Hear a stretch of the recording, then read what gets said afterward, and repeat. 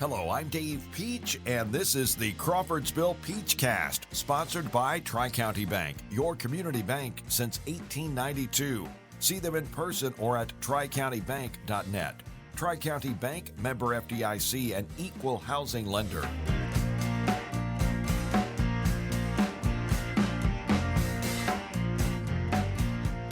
Crawfordsville Peachcast. I'm Dave Peach alongside Dave Meyer. Dave, how are you? Dave, I'm fantastic. So glad to be back.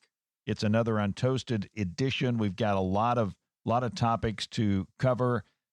We are sponsored by Tri-County Bank, your community bank since 1892. Have you looked up to see who the president was in 1892?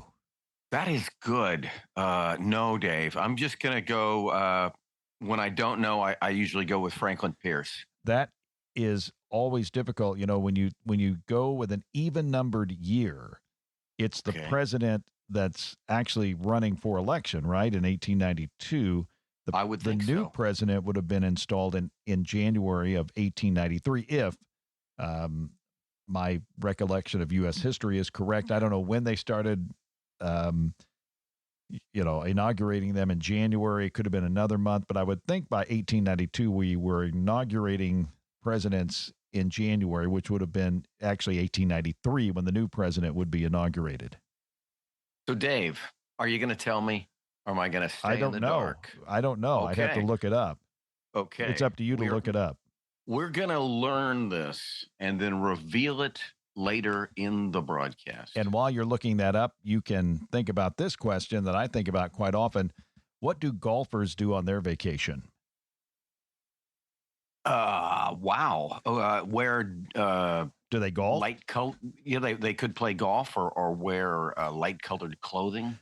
I don't know, Dave. A lot of people golf on their vacations, and I was thinking, if you're a golfer, what do you do on your vacation? Probably go on a cruise. You could go on a cruise, something that's going to please your partner, I would say. So a couple of questions we got out there. What do golfers do on their vacation? Who is the president, or who was the president in 1892?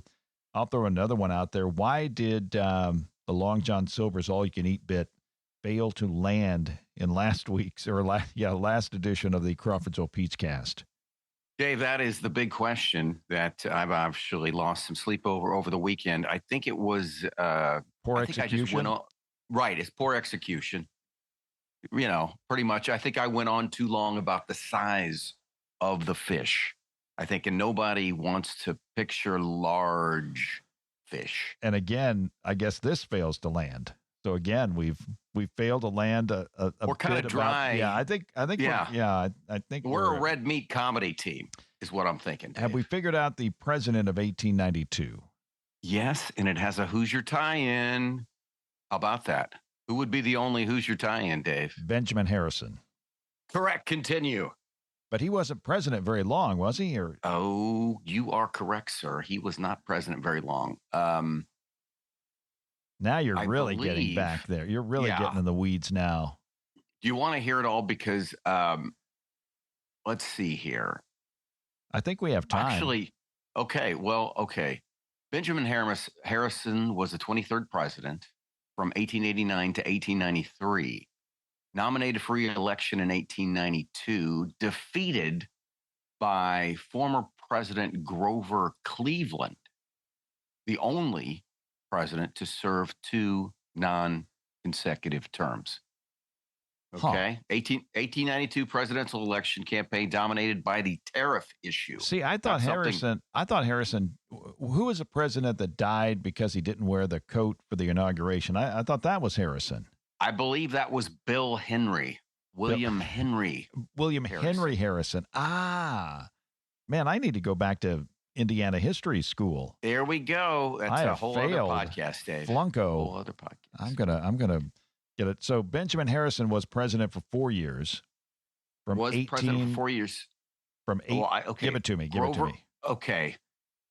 Benjamin Harrison, 23rd president from 1889 to 1893. From Indiana. So William Henry Harrison was the man who did not wear the coat during the inauguration and died later. Yeah, I think he spoke too long. So it was a combination. They were like, well, if he would have just been a little more concise, he might have lived. Well, that is good to know, and I'm just going to take the hit. We're not going to edit it out. It fell where it fell, and we're moving on. Now, Flat. Kind of a related topic. I'm on YouTube, and they suggested that I watch 29 minutes and 17 seconds of a video that dealt with failed Rockford Files spinoffs. Okay. Now, how far did you go? All 29? Because I like that. The concept just piqued my interest because I did not remember any. Did Gandhi get a show? Did who were the spinoffs, Dave? I did a quick search, and I kind of left it unsolved, as they would say. And it kind of got a thought into my brain. Okay, let's say that I watch the 29-minute and 17-second video about failed Rockford File spinoffs or Rockford Files spinoffs. I don't know if it's Rockford Files, so it's Rockford Files. Yeah, this is like spinoffs. Attorneys General. Yes. Okay.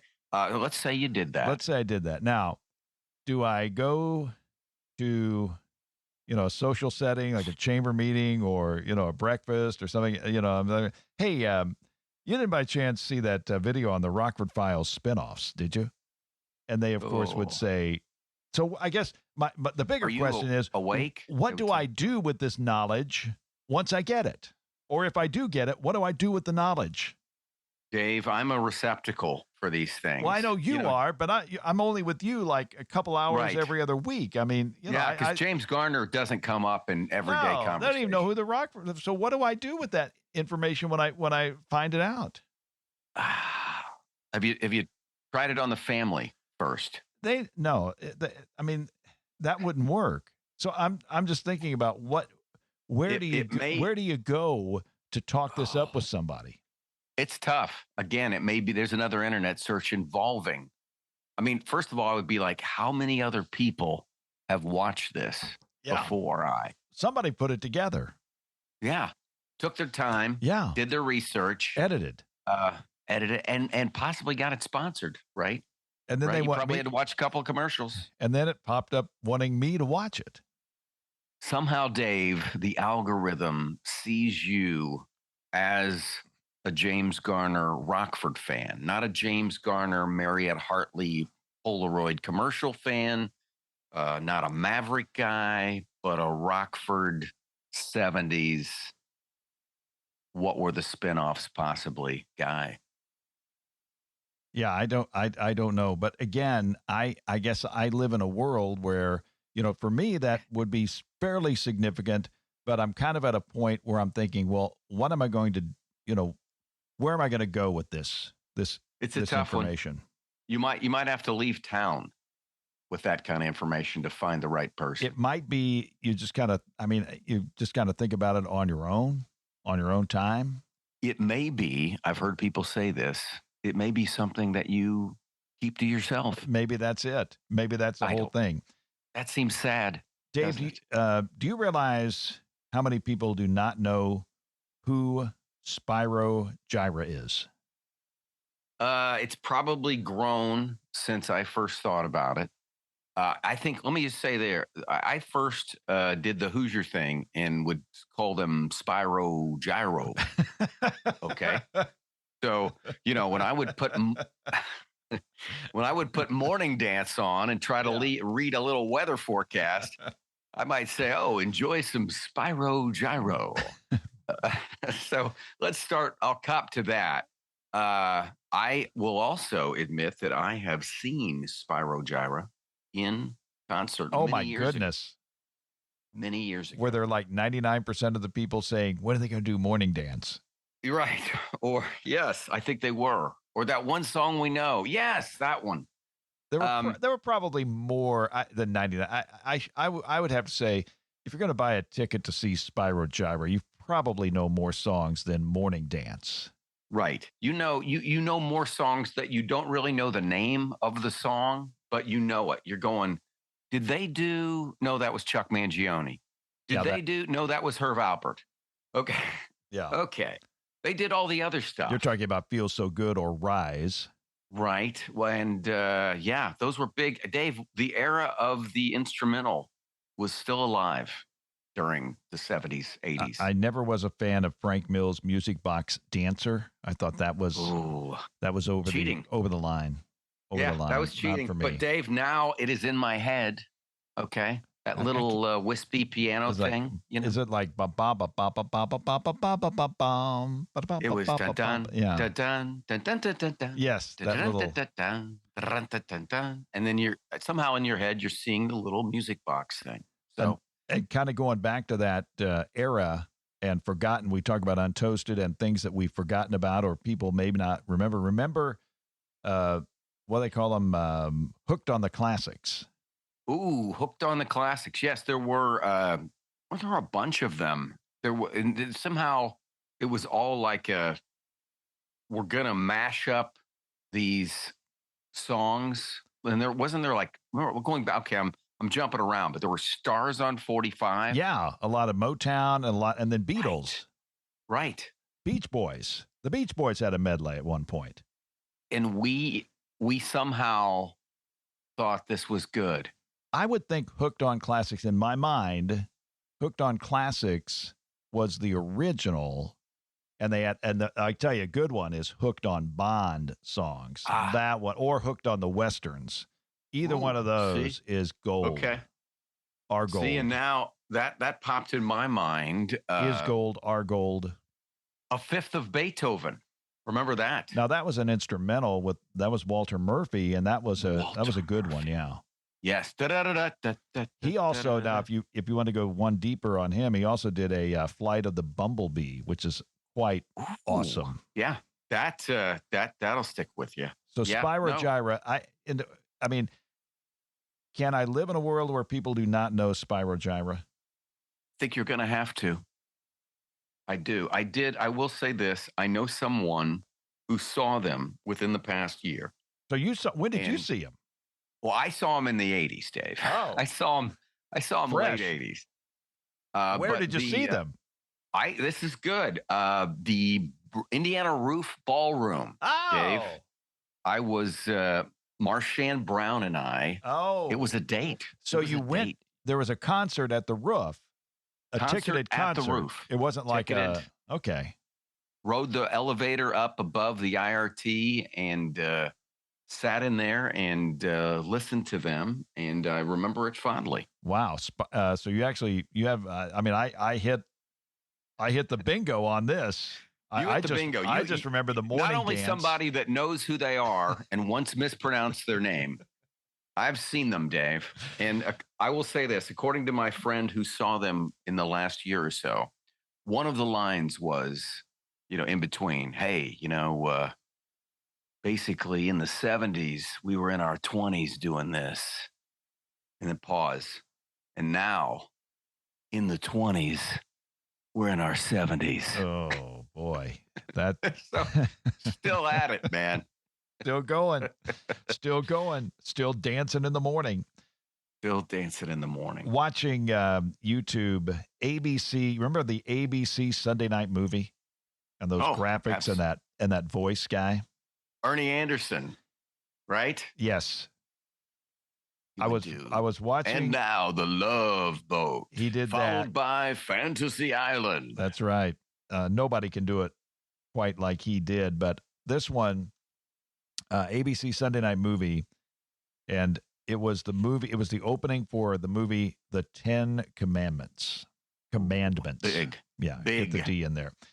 And when it started, it was actually what he said, and I wrote this out. It was 23 words.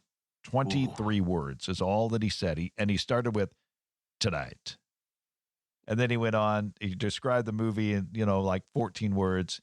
And then it was Charlton Heston, Yul Brynner, Cecil B. DeMille's classic, The 10 Commandments.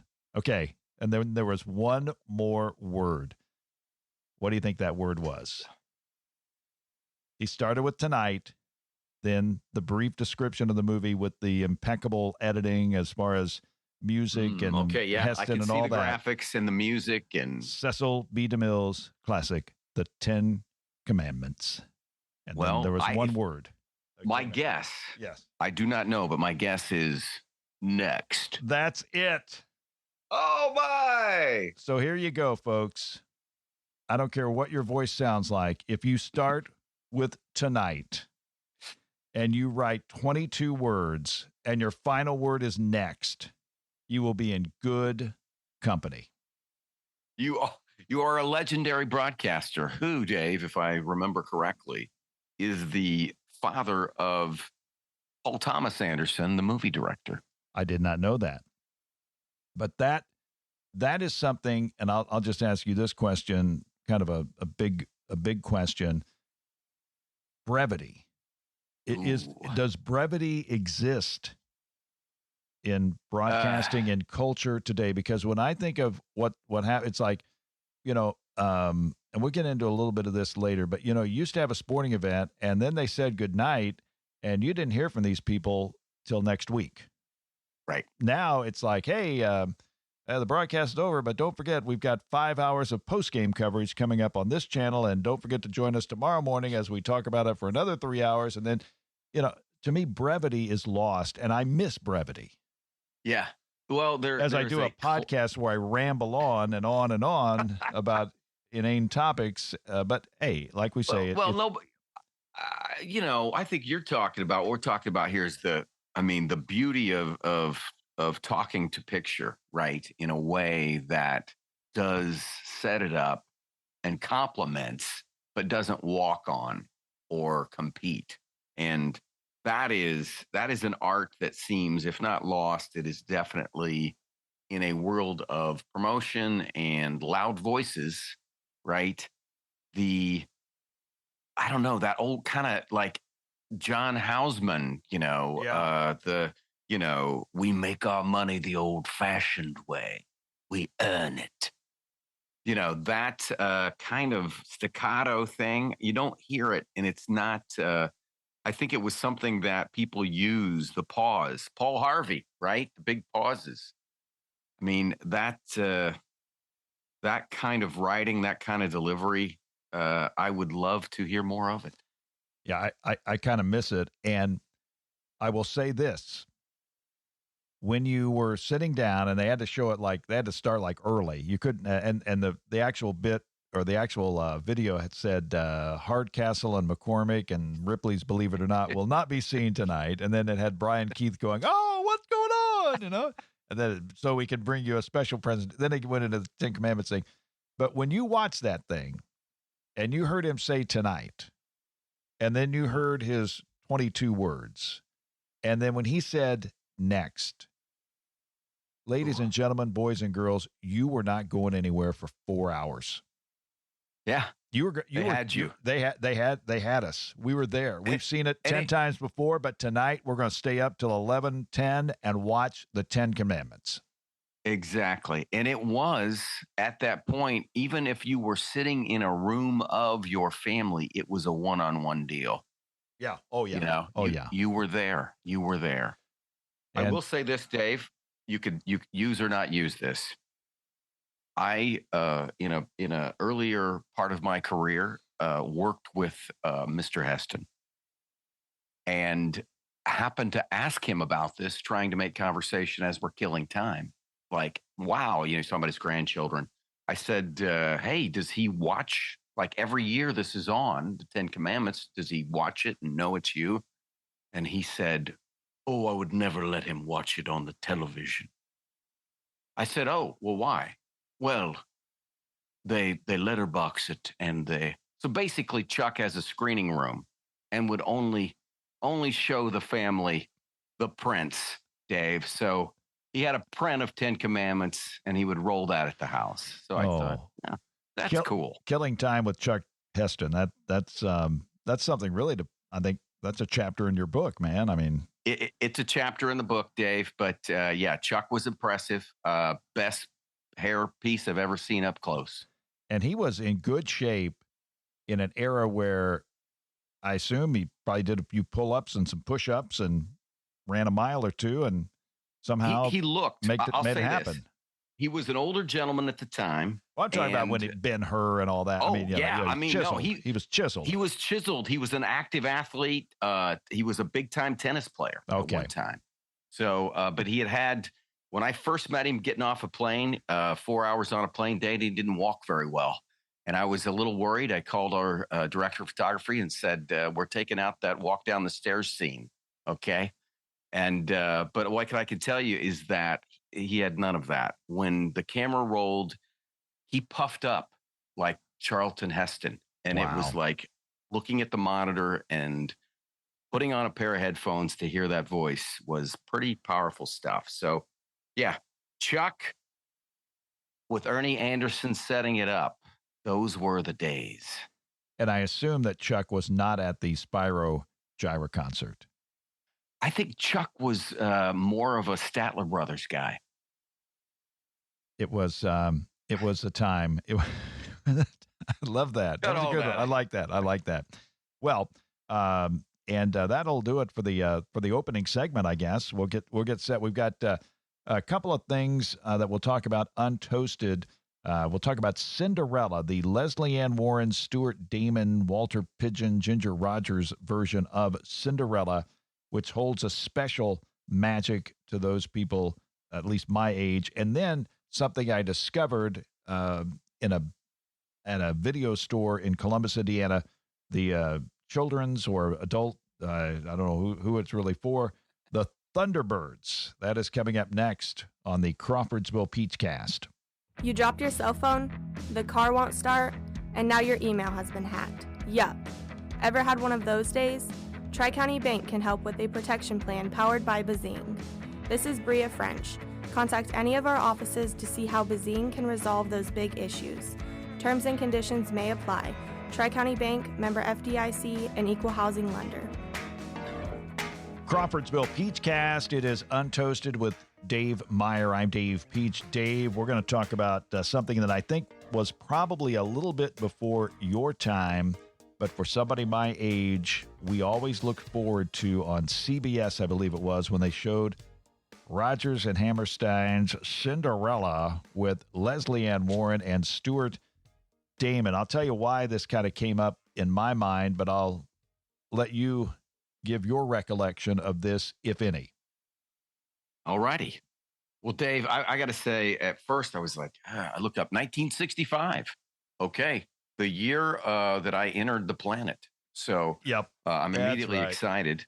And I got to tell you, I look it up. 1957, they first do this, right? They do a premiere of Cinderella, Rodgers and Hammerstein version.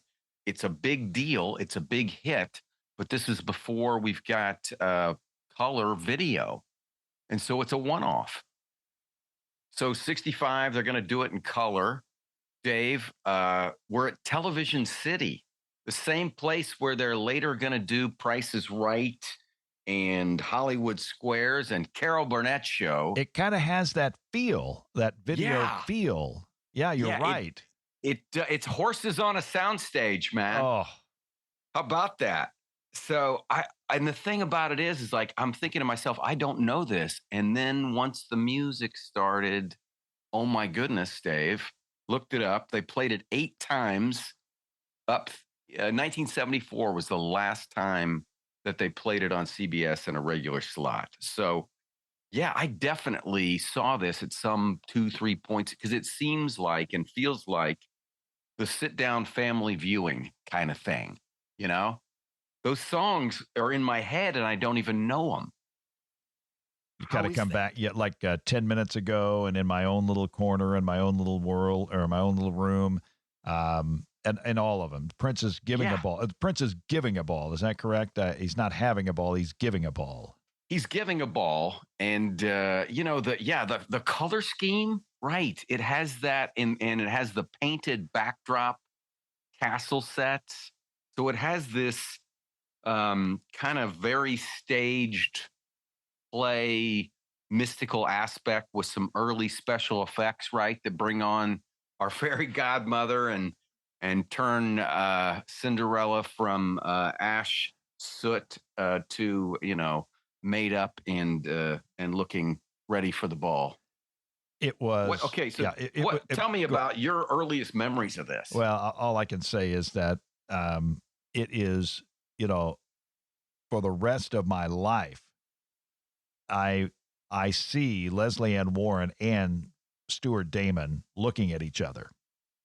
Oh yeah. And then then when I'm able to watch it on video now and hear the way the dialogue was written, is like, I shall never think of anything as wonderful as this moment. I can't do it, but I shall think that it would be a wonderful. It's like the way they talked with each other, and didn't cuss, which was crazy. But no, there's no cursing in this. But the look in their eyes is something that, again, we talked about brevity being gone. I don't know if we can create in 2023 the look in their eyes. No, there is a certain, and that is in that it's a stage. This is a staged performance. Yes. So it feels their emotional, everything is big, right? Mm-hmm. And the language is fun. I wrote down all the wishes in the world are dizzy in the noodle. I don't even know what that means. But, the look, the distinctive colors, right, of the just the clothes and the hats and the stocking. One of the things I did notice, Dave, was the outfits on the Prince and the other fellers were tight, Dave. You're going to skip ahead. You're skipping ahead, but go ahead. Describe their outfits. I'll let you describe the outfits. They were more like first of all, they're not shorts. It's a one deal. So it's a onesie, kind of a skirt thing. They are wearing tights. But John Stockton was never, it was tighter than that, Dave. These are the kind of things if your daughter goes out in, you would question. Now I thought that the guys were in the little colored tights, and then they had like a smock that came down about to upper thigh level. Upper thigh. Now, obviously, these guys never sat down in these bad boys. This is true. That is something I did not, in the course of watching, I guess only the women sat, and we didn't, and of course, the king, but he wasn't sporting the same outfit. Yeah, that would be awesome to see about 5 of these guys sit down watching a football game after they got done filming the Cinderella story, just to see how it works out, how they pass around the popcorn bowl or something like that. But I was actually looking for I learned that you have to do a new Halloween costume every year. I did Star Trek, and I did it again, and they looked at me like, okay, you can't do Star Trek twice. Okay. So I learned that at my advanced age. I'm always learning. I'm still learning. So then I went with the captain. You might have seen the Facebook shots of me of the captain. Yeah. Made me look older, but I'm okay with that. So next year I'm thinking about Prince. I'm thinking about the tights with the smock and the crown and going as that for Halloween. And immediately after I said that, I'm thinking maybe not. But David, maybe a longer smock. I can see it. I've got a visual. I think I want you to have a big hat of some sort. Okay. That might be. But I think you kind of favor Alan Quatermain, who Mr. Damon, Stuart Damon, later played for many years on not Young and the Restless, but General Hospital. Stuart Damon. He was one of the quite the prince. Yeah, he was on that show a long time. So going over the cast, Lesley Ann Warren, who I'm not sure what she did after Cinderella, never really hit with a TV show on a consistent basis. I had her in the we had a little like a betting pool. I had her lasting longer on a series than Linda Lavin. I lost out on that one, but anyway, that joke didn't. That's a really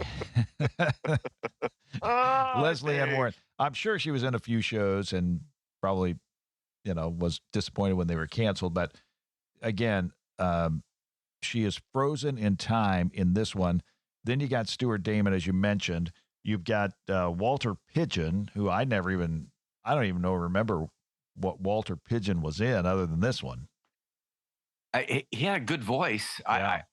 At first I was not thinking of the right person. I was thinking of Walter Brennan. Oh, no, completely different. So as soon as he opened his mouth, I knew I was wrong. Yeah. But yeah, Walter Pidgeon with a good voice, good gig for him. Didn't have to do much. Just sits there and says some king lines kind of thing. Now, was Ginger Rogers the queen, or was she the fairy godmother? She was the fairy godmother. Thank you. And she was great, right? She sang. I don't know how old she is, but I think of her as Ginger Rogers, Fred Astaire, movies from like the 30s and 40s. So whatever age she was at this point, she looked and sounded great. So who was the queen? Estelle Getty, or not Estelle Getty? Who was the queen? That's a good. I should have that somewhere. That's the one I always forget. Okay. Ginger Rogers, King. Okay, Dave. Maybe I'm correct. Celeste Holm played the fairy godmother. I guess Ginger Rogers was the queen. Okay. So I get that So I was confused. just talking up the wrong person. You're okay. But, okay. Now, what I love about this movie, I love the songs. I love the way it worked out and everything like that. But the last topic on this movie we'll discuss is the hope of the stepsisters.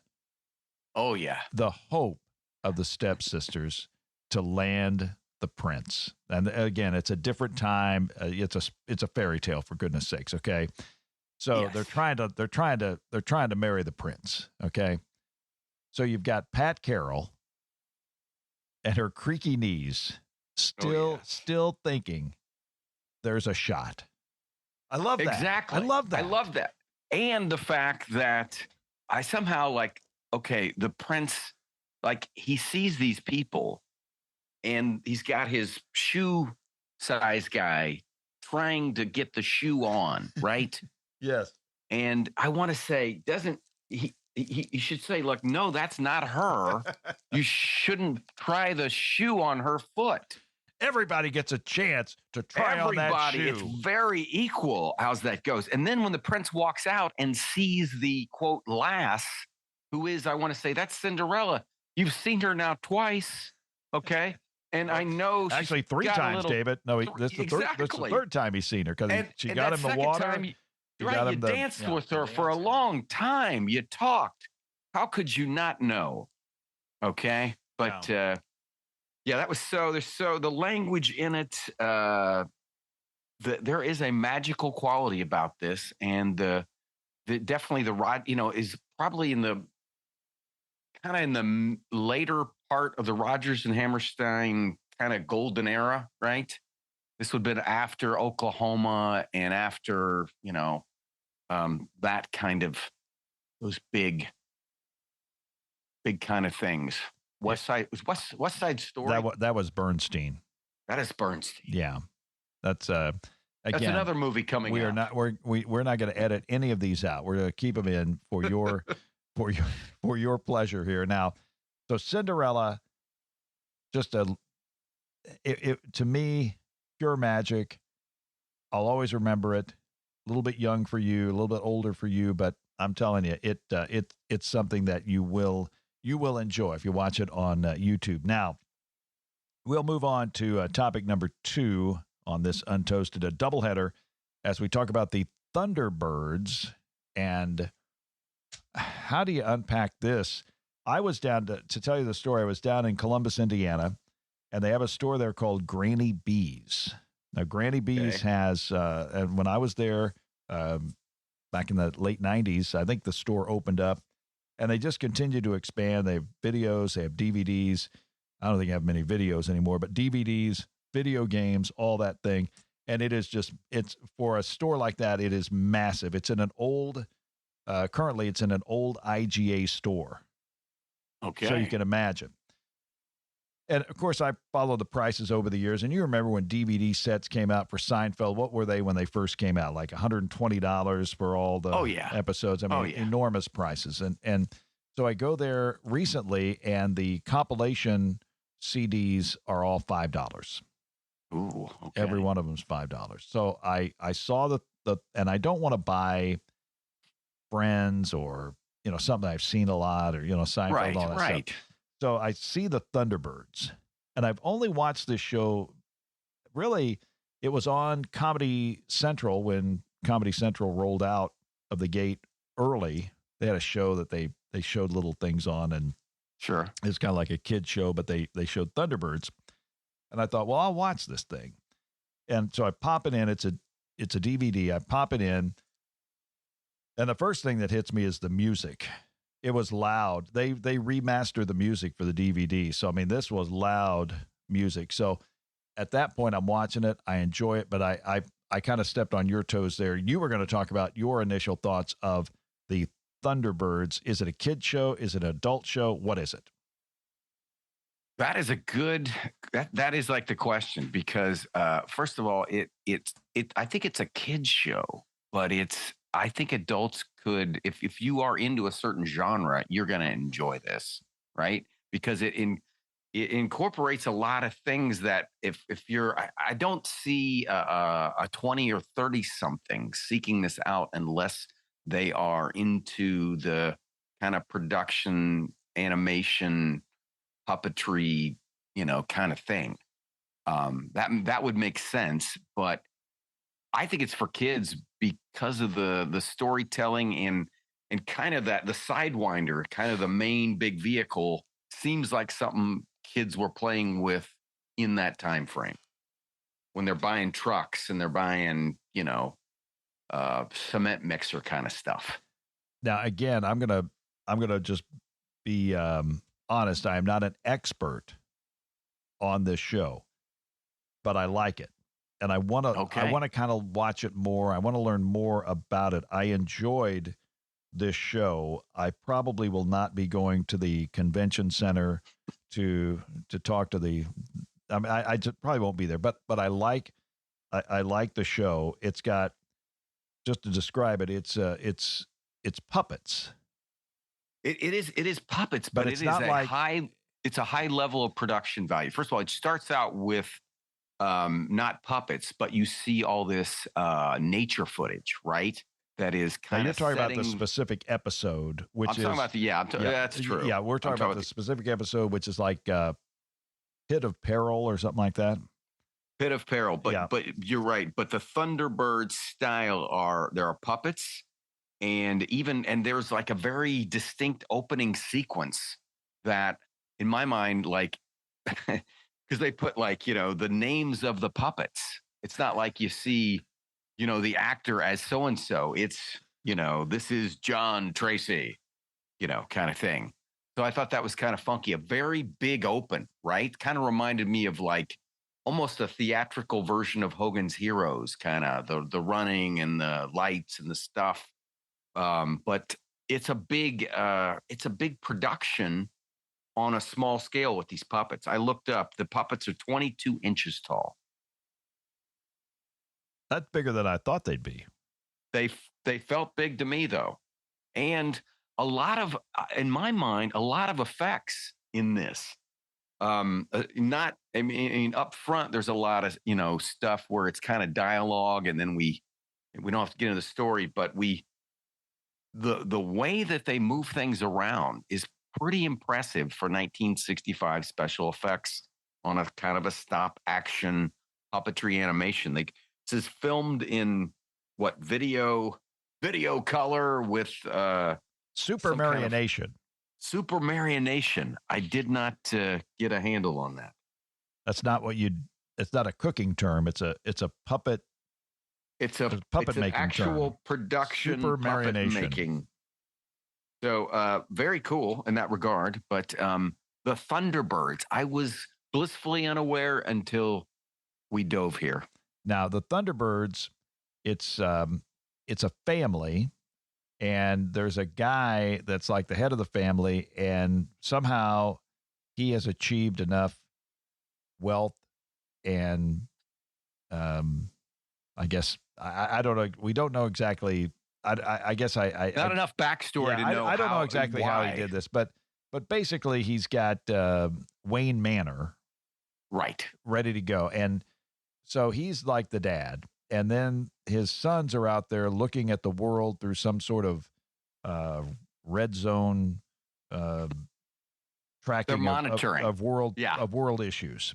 They're monitoring, and they, it just so happens our setup that brings the Thunderbirds into play is the Army has a new weapon, or it's more of it reminded me, Dave, of a cartoon version of the EM-50, which was in stripes with Bill Murray. So this is the Sidewinder is it's going to help them get through certain areas. Well, just so happens the area that they're testing it in is unstable, and the Sidewinder falls into a 300 foot down a pit, basically, right? A pit of peril, Dave. A pit of peril, to be specific. And what do, Dave? The guy, before they call out to the Thunderbirds, he sends guys down there to check it out. And the first guy gets his face burned, right? You know, I wondered, they couldn't send for a fire suit for the poor puppet guy? Right. The first guy went down with basically an N95, it looked like. Yeah, and about all he had. And rest assured, folks, no puppets were injured in the making of this Thunderbird episode. A safe production throughout. So they go and they basically don't.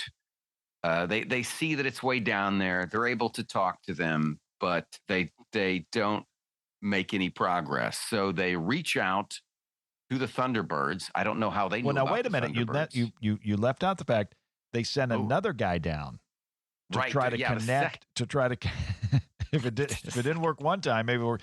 Well, he went down with a little connector. He had a gadget. He was trying. He had more of a plan. If he could see, he could, and he did. He basically did see enough to come out and give them an idea. Well, he connected. Now he actually connected. He put a connecting thing on, and then they tried to pull it out with the helicopter, and it didn't work. Oh, that's true. And that did not work. Yeah, did not work. And but as we know, and as you've stated, no puppets were harmed. So the next call out went to the Thunderbirds, and they sent at first just the first guy, right? Who's kind of like making sure it's not a false alarm. Because I thought, this is real. You might want to send more than one guy, Dave. But they were on it. They were, the first guy goes, and then the second team, which is, I think the second team was was that Alan or Scott, and then Brains. You got to get Brains out there. Brains is out there. And I looked up, Brains was supposedly modeled after Anthony Perkins. Huh. How about that? And I kind of see it. And so Brains had glasses that you would be in fashion today with, kind of aqua blue. And I never thought of that. He had a haircut that no one would be happy with at any point. But they have to have Brains because he ended up kind of pulling together the plan, right? And you can imagine what happens. I mean, we won't give away, but each episode is, from what I understand, is about 50 minutes long, and they are all available on YouTube, or you might be able to go down to Granny B's. Maybe they've got another copy of that for $5, and you can watch it. I would imagine the sound is a lot better on the DVD, but your thoughts on this particular offering? Well, I've got to say, I was intrigued. I think if you're somebody who, like, if you enjoy the South Park guys did that movie about 20 years ago. I think it was World Police. Looks like it's definitely inspired by these guys, by the Thunderbirds, I would say. So if you like kind of puppetry style, and it's the production value is there. The Brits, I am so glad that I'm doing a podcast where you can say with a straight face if you like, what did you say? If you like puppetry? You like puppet-based kind of storytelling. If you like puppet face style storytelling. Well, I want to say that, and Dave, people have in 2015. Tonight on ABC's Sunday Night Movie. The Thunderbird. Next. For the 50th anniversary of Thunderbirds, they commissioned and produced a new miniseries. They got a Kickstarter, raised money, and basically did some new episodes.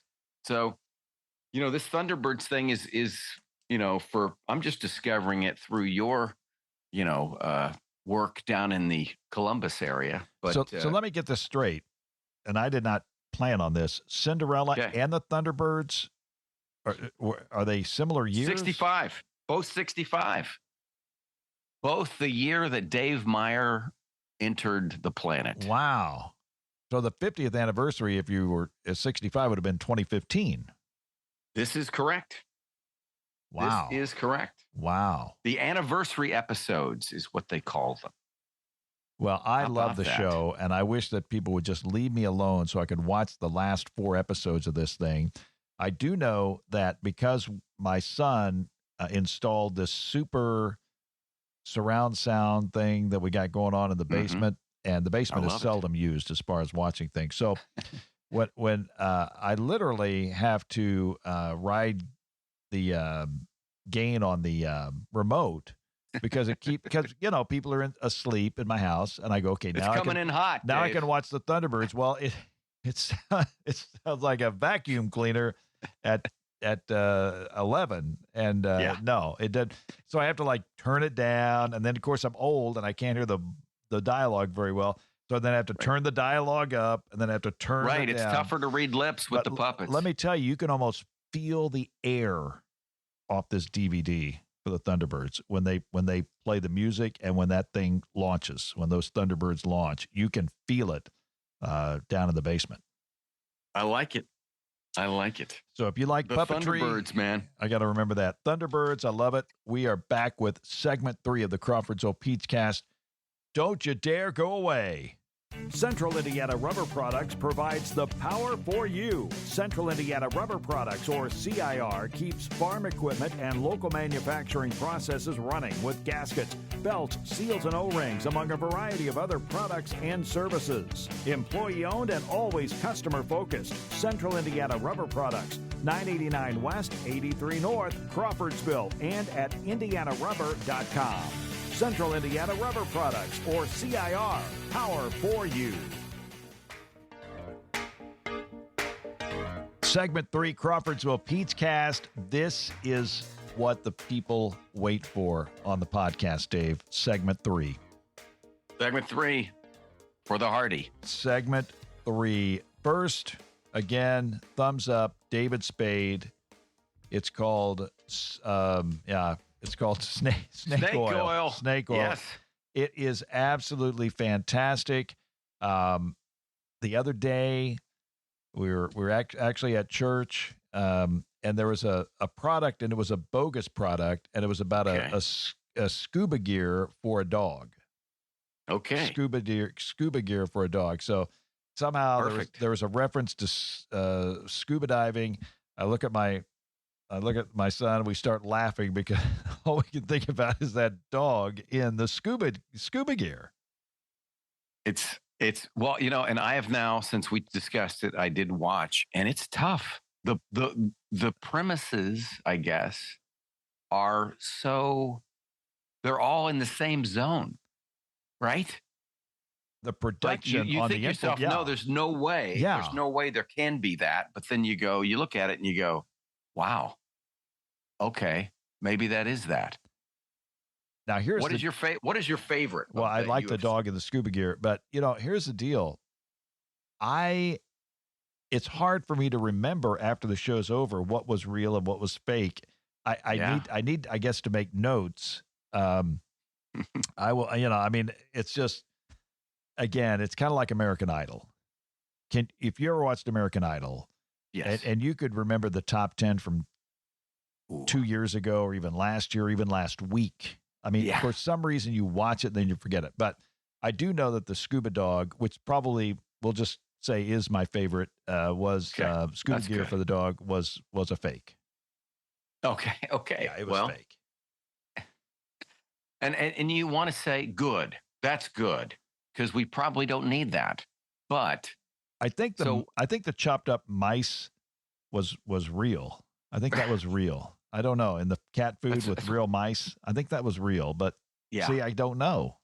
we're gonna have to. Okay, folks, we're gonna have to check out that. We're gonna have to decide. I wonder how can we critique? Maybe we should critique a little bit of the show. We could look back. I'm sure that there's somebody keeping track. But again, kudos to David Spade. It's a great show. It's on Fox, correct? It's on Fox. Yes. It's on right after The Masked Singer. And it's a great title. And I got to say, in the genre of game shows, right? Because in the last few years, we've brought back game shows and put them on prime time. This one is new. It's different. It is. And it's got David Spade, and he's not wearing a suit. Those days are gone. Casually dressed, casual. And real quick, another one that I watch a lot of YouTube, which I guess, is not a, do you brag we all go about? there. Yeah. But I for some reason, I have watched Jim Lampley. Okay. And his he was on HBO Boxing for many, many years. He took over for Barry Tompkins. And again, this is stuff that you really can't talk about openly in front of anybody else because nobody knows who Jim Lampley is. I mean, hey, you want to talk about Jim Lampley for a little while? Okay. Well, you might get a few awkward retorts to that, but quickly, Jim Lampley, he was on CBS, he was on NBC, he was also on ABC. And the thing about Jim Lampley that I did not know, maybe I did, but I forgot, Jim Lampley was the first sideline reporter of the era of college football sideline reporters. He won a talent contest and actually earned the first spot on ABC commentating from the sidelines. Wow. That is such a it's such a part of every broadcast that you don't even think about the fact that it was not.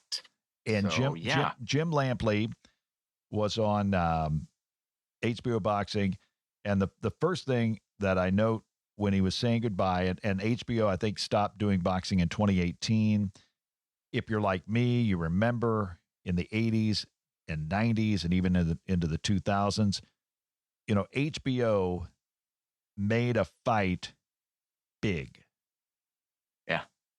Yeah, they did. And that was still in the era of big fights. And they weren't all just heavyweight fights that were big. But that was Lampley started doing that late 80s. That was the onset of Mike Tyson and his, rolling through all the folks he fought and defeated early on, and then into Lennox Lewis and beyond. And HBO, it was just a big deal. And if you had HBO or if you knew of somebody who had HBO, it was like get together and watch the fight. I still remember coming home the night that Buster Douglas beat Mike Tyson, and I was excited because we had just gotten HBO and I had recorded it. Yep. That was probably the high note as far as boxing. It was a good and bad thing. It probably would have been good for boxing for Tyson to continue 4 or 5 years undefeated. That was not part of the plan. So if you ever think things are scripted, and maybe some of them are, but I do not think that James Buster Douglas's victory over Mike Tyson was scripted, nor was it good for boxing at the time. No, it was not. But people going back to the era of the 70s, we had Howard Cosell elevating boxing with Muhammad Ali, the greatest boxer of all time. And that era continued, and HBO elevated the sport, and the sport, stayed up there with people like Tyson. But after, it's a long, slow decline with boxing and the advent of mixed martial arts becoming kind of the more dominant of those fighting sports, I guess.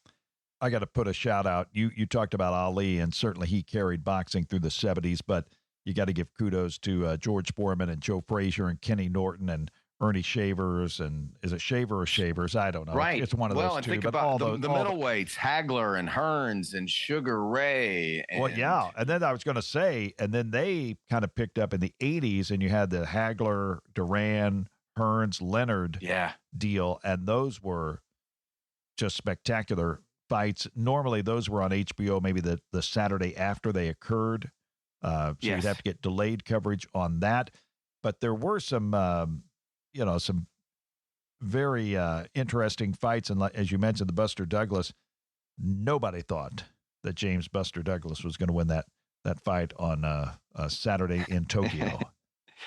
Yes. And I believe, for some reason I remember this, I believe it was February was the month that it happened. I have to take a look at that. It was in the winter, but Lampley was the man. He was the voice that was setting all that up. And, what you talked about earlier, he was not a machine gun broadcaster. He was more of a guy to set the stage and then, kind of give you the big points.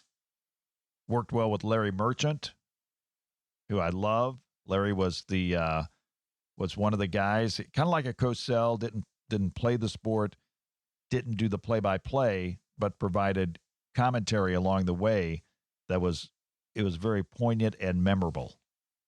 And part of kind of the old school too, because he was a boxing writer, right? Those guys that would that go back with boxing almost had a certain. I remember, was Bertland Sugar? Was he a part of that? Bert Sugar. Or Bert Sugar? Well, maybe his name is Bertland. I don't know. But I just remember those boxing guys are characters. They were guys that smoked big cigars and wore hats and understood the fight game in this kind of way, as it was a different sport, that we were in a team sport world where things like golf and tennis were big, but boxing, had a unique place in the minds of, kind of a lot of people from every kind of class of culture and cutting across a lot of socioeconomic lines. Boxing was the sport of kings until it was not. And I'll tie it all together. Larry Merchant, on that night in Tokyo, he said, "This makes Cinderella seem like a sad story." Oh, nice work, Mr. Peach. That was good. Larry Merchant, Jim Lampley. But Jim, one thing I noticed real quick about Jim Lampley, his voice, even at his age, was just magnificent. He is intelligent. He is passionate.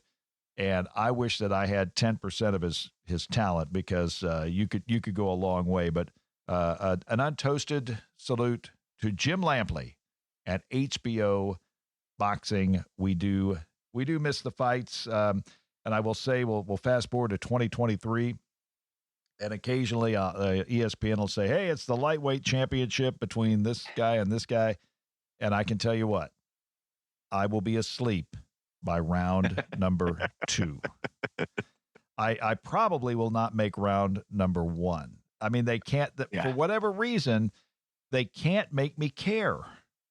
Yeah. They cannot make me care. I mean, I know these guys and gals are, they work hard, they train, they've got great stories.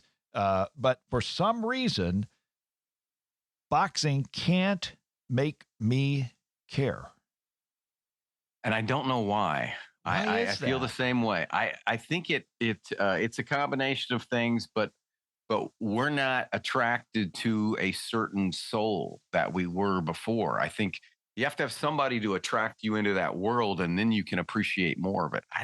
Boxing right now, I couldn't name a boxer. No, me neither. But boy, we could back then. So watch Snake Oil, watch Cinderella, Thunderbirds. Enjoy some Jim Lampley on HBO Boxing on YouTube, and enjoy, though, your life in 2023. Indeed.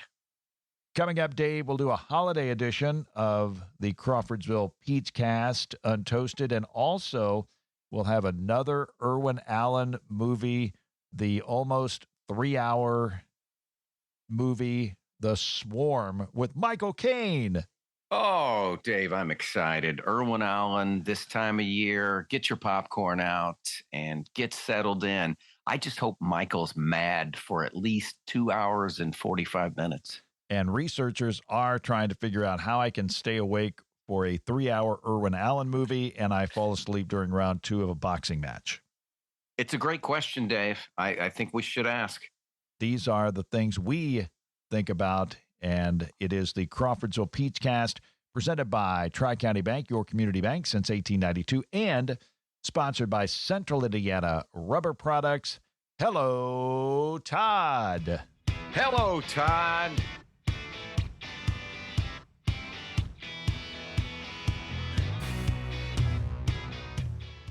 Thanks for listening to the Crawfordsville Peach Cast, sponsored by Tri-County Bank, your community bank since 1892.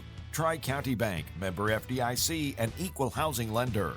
I'm Dave Peach. Join us every Thursday for a new episode on Apple or Spotify. Please like, subscribe, and download the Crawfordsville Peach Cast. This podcast was produced and edited by Up There Media and is a presentation of Fork Broadcasting Digital.